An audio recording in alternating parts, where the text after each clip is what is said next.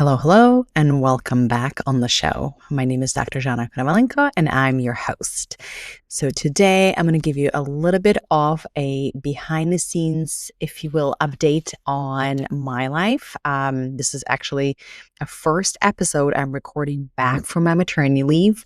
Now, as a mom of three, it's starting to sink in that I have three children, ages 4 and under. And I'm going to give you a little bit of an update on how it's going. If you're watching this on YouTube, you probably see the flowers behind me. I'll tell you all about what was that all about, and the topic that we're going to dive into today is something that has been coming up for my private one-on-one clients several times, which is dealing with difficult patients, like challenging patients during consults. How do you close a consult when you have this difficult dad or a challenging physician mom that just keep challenging you? So this is the agenda for today. Let's dive in. So like I mentioned, today, literally today, as of a day of this recording, it is my first day back from my maternity leave. This is the longest maternity I have had because I started my first business, my coaching business, when my first child was only 3 months old. That's when I decided that I wanted to work from home and I wanted to have an additional source of income. I left full-time orthodontics. I started working part-time so I can be home with my child. And I still wanted to continue contributing to our family financially. And so I was certified as a coach. I had that training. And so I decided to start a business to help women dentists deal with the stress of being the doctor. And since then, so I kind of started a business during my maternity. My second child, my son, who's now 2.5 years old, I did not take any maternity leave. I literally went back coaching like 6 days after being at the hospital, being just 6 days after he was born. You stay at the hospital for 2 days. So 4 days after being discharged from the hospital, I went back and started coaching, not ortho. I still took some time off, a couple of months from ortho, but I was part-time coaching, like 10 hours a week, coaching my clients. But this time, this could be our last child. And so I really wanted to have this protected time for our family. And so I took full 3 months, actually 14 weeks. And that's been amazing. And if you have been a part of my world, of course, you've been receiving all of the pre-recorded podcasts and pre-recorded content on social media. But now you're going to receive a wave of fresh ones. And boy, do I have many ideas on where I want to take this business and the way I'm helping you guys all. So stay tuned. So that's a little bit of an update on my personal life. The baby is now 3 months, 12 weeks, actually. It's funny, right? How weeks and month are not the same thing. It's going to turn 3 months. Oh, actually tomorrow. How about that? Tomorrow. But he turned 12 weeks last Monday.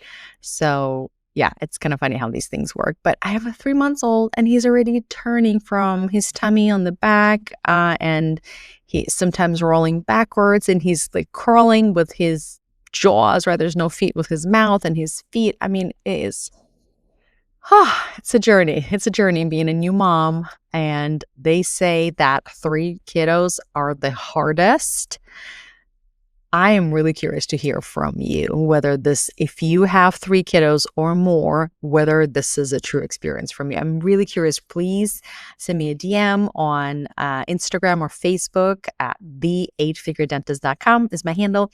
I really want to hear back from you, your experience, whether having 3 kiddos was the hardest thing. Because for me, at least so far, 1 to 2 was the hardest. 1 to 2 was the hardest. 0 to 1, I felt like I was more prepared because I didn't have my business back then. I was working a job and I had a lot more free time. And so I felt like I was a lot more prepared for having the first. And then 1 to 2 is when I already had 2 businesses. I started another one, medical legal, and I was doing ortho, coaching, medical, legal, and we don't really have a family, so we never had mom, dad, or in-laws or anybody. It's always just me and my husband and any doulas or nannies that we could, or like sitters that we could afford. And so it's always just been us clocking in the hours. And so 1 to 2 was the hardest. 2 to 3, I don't know. I feel like we're savvier as parents. Also, there's absolutely zero downtime. There's like zero time. You're just constantly with the kiddos because my oldest is not napping anymore. But in terms of difficulty of how do I manage this? How do I do this? Has not been my experience yet. We shall see. And I'm homeschooling them. They're not going to preschool. And it's still not that bad. So that's where we're at. All right, let's dive into today's topic of how to deal with these challenging patients, specifically consults, right? Specifically when somebody's challenging you in a consult. And I actually had this situation myself where this mom grilled me for, I'm not joking, 45 minutes. I always teach how to close consults in 10 minutes, but that was one of those situations where she just would not let you leave.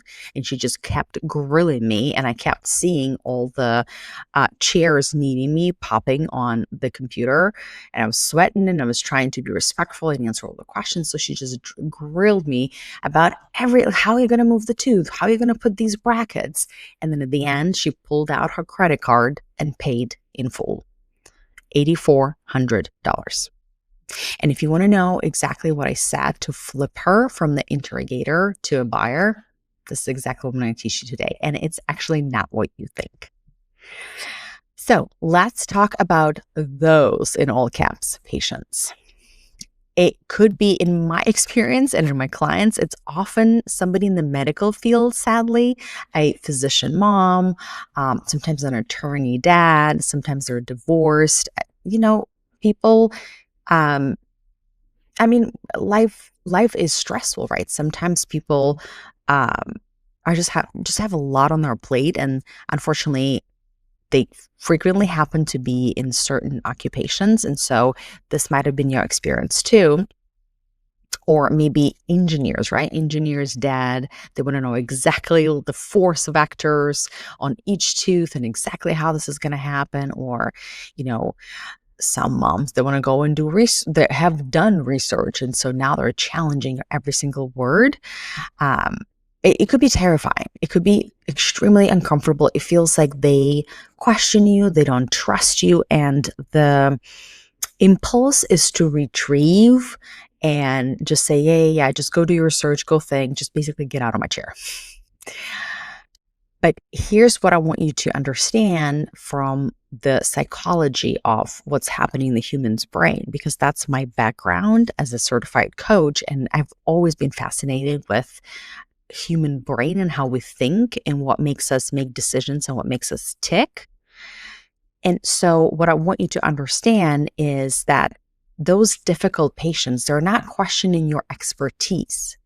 Actually, what they're trying to do is they're trying to eliminate their own fear of making the wrong decision. Okay? I'm going to say this one more time. They're not trusting you. They're trying to eliminate their own fear in their brain of making the wrong decision. Once you understand that, dealing with them will be a lot easier and a lot more intuitive. So here's what I want you to understand is that parent or patient in your chair, they're not buying some random crap off of Instagram for $39. Because if it sucks, whatever. Oh, well, I'm just going to throw away that shapewear that I bought because it's too tight, right? I'm going to move on. But when it's your kid's teeth, when it's your own smile, that fear of what if it doesn't work, it becomes paralyzing. That's why they start nitpicking every single word you say. And so the more questions they ask, sometimes the more afraid they are, right? Because they just need that confirmation and that certainty from you. But here's the kicker. Afraid people who get their fears addressed, they actually become your best patients. They end up paying in full, they'll comply with the treatment, and they're going to tell all of your friends what an amazing doctor you are and you should come to her.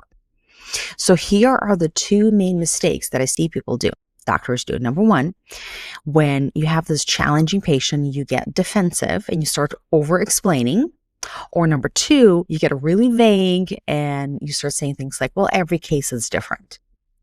And the problem is that both of these responses increase fear, not lower it. So here's the solution. These type of patients, they want specificity, not promises, but specific probabilities. And I know exactly what you're saying. I'm going to talk about this in a minute. They want to feel like you have seen this exact situation 100 times before. Okay.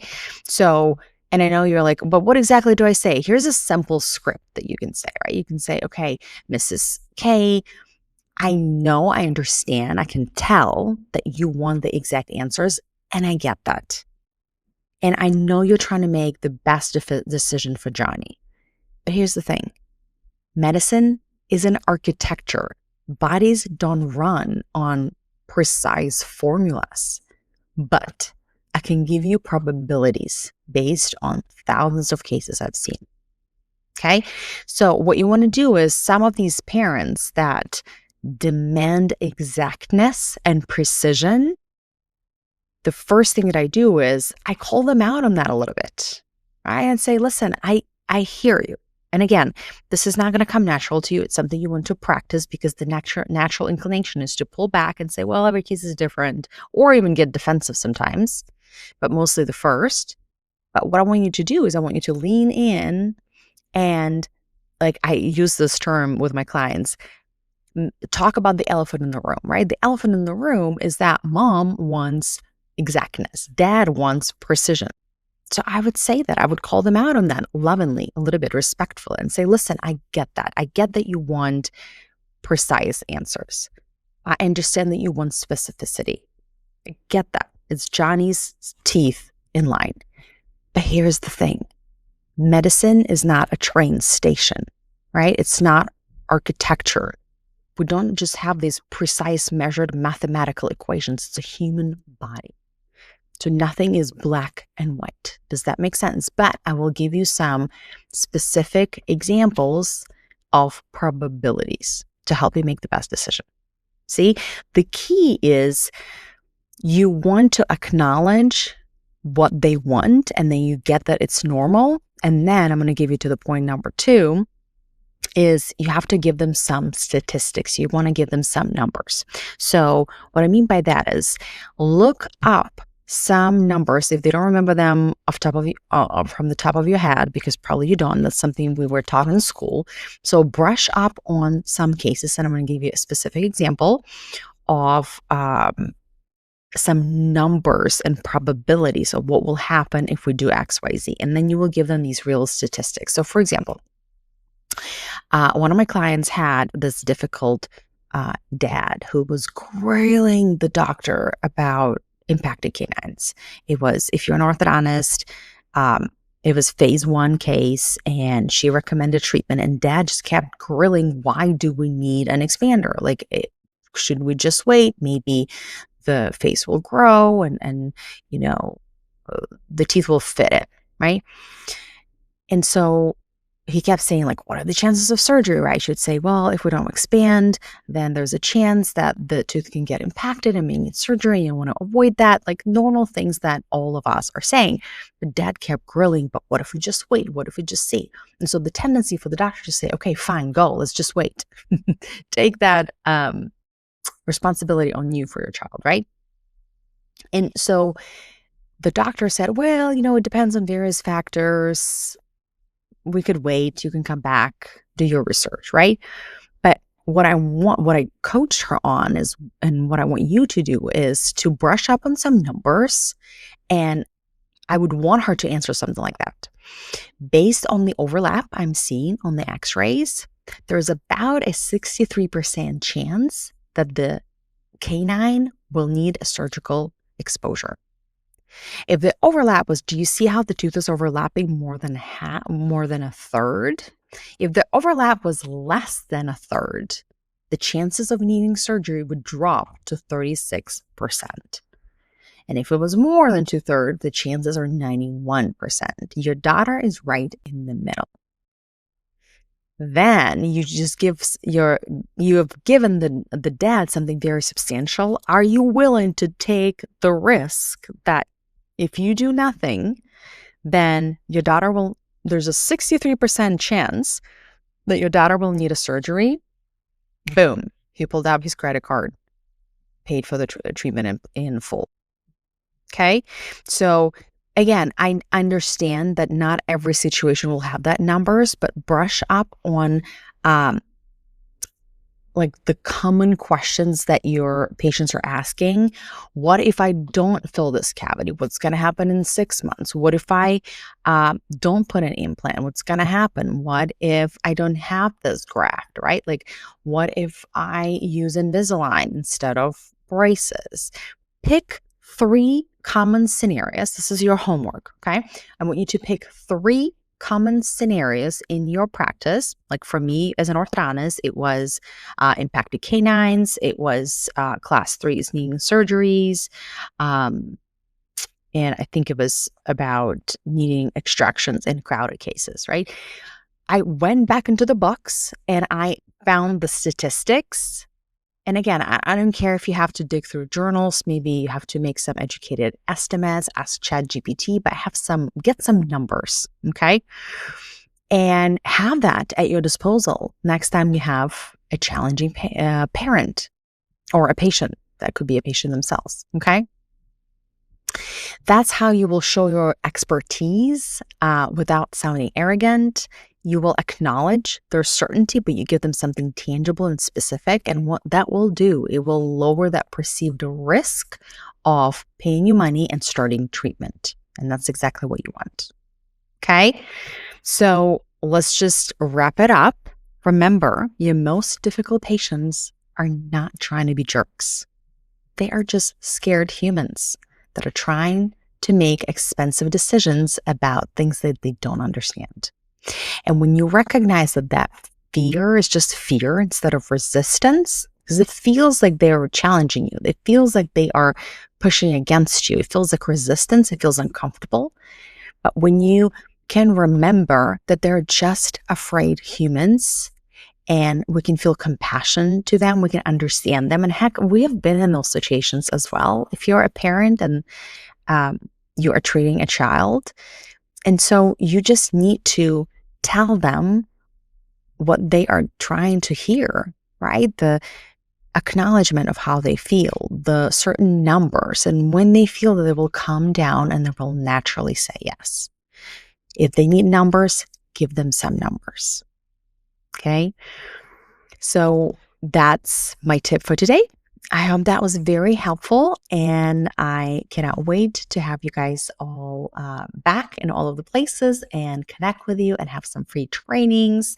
And I'm going to open my Conversion Queen pretty soon, as well as the Mastermind. So if you have any questions about difficult patients or you have suggestions for what you want me to talk about on the podcast, just simply reach out to me on Instagram at the 8-Figure Dentist is my handle. And I'll see you in all the places.